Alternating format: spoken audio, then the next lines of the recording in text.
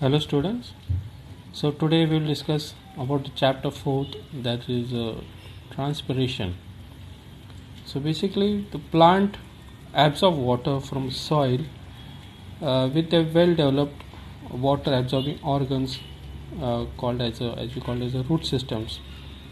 So the water absorbed by the root system is carried to aerial parts of plant body where a very small part of it is being utilized for the growth and development of the plant, while the remaining water, the bulk of water, you can say, it is lost from its aerial parts in the form of water vapors. So this unavoidable loss of water in the form of vapor is a significant phenomenon in the life of a plant. So this we can term as a transpiration. So basically transpiration, when we say as a definition, so the loss of water from the living tissues of aerial parts of a plant in the form of water vapors in the environment. So this is known as a what we say as a transpiration. The loss of water from the plant, it is known as a transpiration. So when we say about the significance, what is the actual transpiration, what are the uses of the transpiration? So the transpiration helps the plants by absorption of water and minerals by roots. So it helps in the process of ascent of sap by transpiration pull method. So it also helps the cell to cell diffusion of water by affecting diffusion pressure defect or DPD of the cells. Okay, so it helps to maintain the suitable temperature of plants. Okay, it helps so the transpiration process helps for opening and closing of stomata with which indirectly influences photosynthesis and other, that is a respiration process also. So this also helps in the evaporation of excess amount of water. So this transpiration may cause death of plants if loose soil is exposed, loose soils, or in the situation of exposed situation of the roots, or the in the dry or the hot, dry, or wind, we can say, etc. So as long as gas exchange takes place by stomata, transpiration process can work. Okay, so this is a basic thing, and the transpiration depends on presence of stomata and water permeable membrane. So this also helps transpiration to maintain a suitable temperature from leaf of temperature of leaf from the sunlight. So it prevents the injuries to plants due to high temperature also, as water is flow is sufficient for the plant. So when we say about the types of transpiration, it has basically three types. That the first one is the cuticle transpiration, then the second is the lenticular, and the third is the stomatal transpiration. First we will discuss about the cuticular transpiration. So this type of transpiration is responsible for the loss of water in plants by the cuticle cells, which is present above the epidermis cell, a coating of this, the leaf. So water vapor directly diffuses through the cuticle of on leaves and herbaceous stems and escapes to the atmosphere.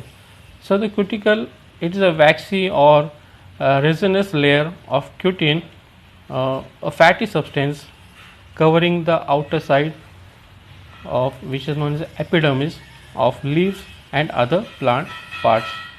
So how much account of water has been lost in this? That is a 5 to 10% of the total water loss from the leaves. Okay, so this much is the cuticular transpiration. About how much water has been lost? 5 to 10% in this. Now the second type, that is a lenticular transpiration. So this type of transpiration is the loss of water from plants as vapor through the lenticels. Okay, so the basically these lenticels are tiny opening that protrude from the bark in woody stems and twigs, as well as in the other plant organs such as woody stems or on the fruit. In the picture we can see it. Below the dead cell, we can say below the dead cell it is the lenticels are present. So like cuticular transpiration, escape of water vapor by the lenticels is too low. Okay, that is about 0.1% or not 1% as compared to stomata transpiration. Okay, so this much is the 0.1% of water is been lost in the lenticular transpiration. So next type it is the stomatal transpiration. So it is the most advanced, we can say more percentage of water has been lost in this area, from this area. So it is the most dominant from the form of transpiration, being responsible for more water loss in plants, that is about 90 to 95% of water transpired from the stomata of leaves. So it is a major one. So liquid water is first absorbed by the plant through its roots from the soil. So it is then translocated by the xylem tissue in a continuous stream towards the mesophyll cell of the leaves. Then either at the surface of the mesophyll cells or of the epidermal cells close to stomata on the leaf, we are seeing liquid water is converted to water vapor. It then escapes through the stomatal pores at the time when it is open to allow entry of carbon dioxide and release of oxygen. Okay, so these are the three types of transpiration. That was first was the cuticular, then the second was the lenticular, and the third is the stomatal transpiration. Now the next is the structure of stomata. So in the picture you can see the stomata opening and closing, two structures are there. So the stomata are present on the leaves majorly, whereas some it is present on the stem also. So stomata are found in all plants with similar in structure and irrespective of the species, we can say. At different species have the different number of stomata are present. Commonly found in epidermis of leaves, floral structures, that is fruits like banana, bean, cucumber, pea, and also found in young stems also of few plants, where the stomata are minute microscopic pores surrounded by two specialized epidermal cells called guard cells. Okay, in the picture you can clarify it. So each guard cells are kidney shaped in dicot plant. Okay, kidney shape in dicot plant and dumbbell shaped in monocot with a small opening or pore, we can say, through which gases enter and water evaporates.